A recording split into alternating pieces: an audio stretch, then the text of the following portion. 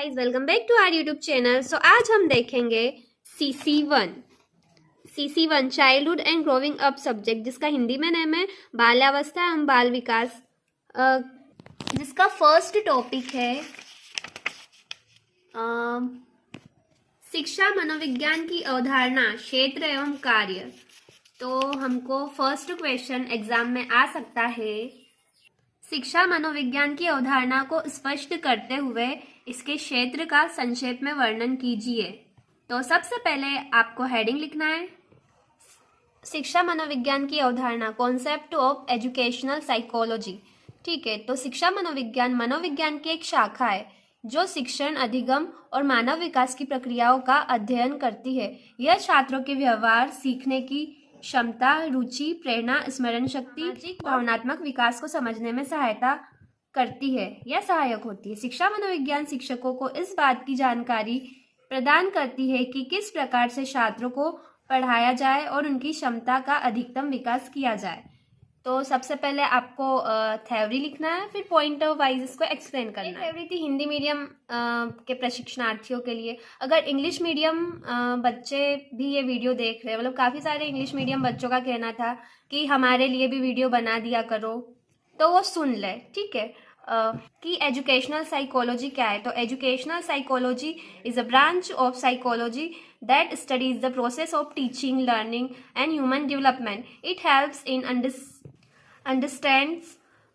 understanding students' behavior, learning abilities, interest, motivation, memory and socio-emotional development.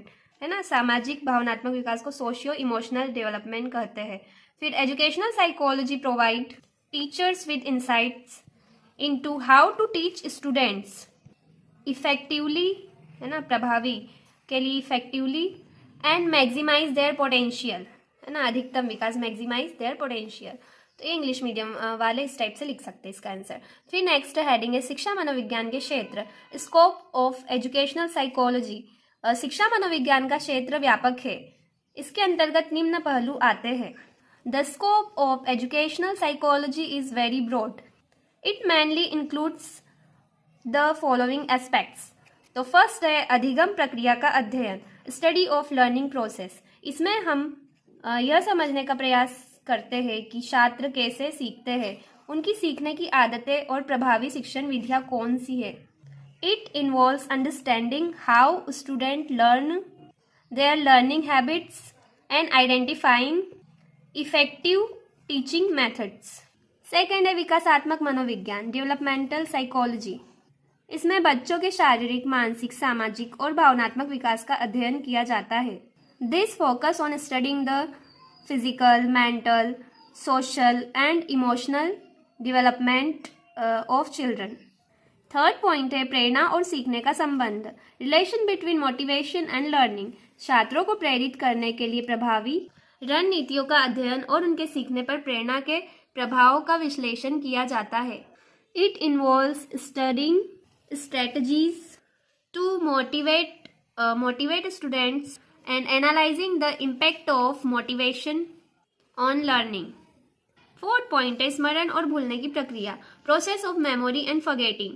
इसमें यह समझने की कोशिश की जाती है कि छात्र ज्ञान को कैसे याद रखते हैं और भूलने के कारण क्या है। It examines how students retain knowledge and the reasons behind forgetting. Fifth point है व्यक्तित्व और मानसिक स्वास्थ्य, पर्सनैलिटी एंड मेंटल हेल्थ। छात्रों के व्यक्तित्व, मानसिक स्वास्थ्य और उनके व्यवहार के अध्ययन के माध्यम से शिक्षा में सुधार करना। मतलब मनोविज्ञान जो शिक्षा मनोविज्ञान जो होता है वो छात्रों के व्यक्तित्व, मानसिक स्वास्थ्य और उनके व्यवहार का अध्ययन करता है और फिर उसके माध्यम से शिक्षा में सुधार करता है ना। इसको इंग्लिश में आप लिख सकते हो, It studies students' personalities, mental health and behavior to improve education. 6th point is समूह गतिशीलता और सामाजिक प्रभाव, group dynamics and social influence. शिक्षा मनोविज्ञान यह अध्ययन करता है कि समूह में सीखने की प्रक्रिया और सामाजिक प्रभाव छात्रों के सीखने पर कैसे असर डालते हैं।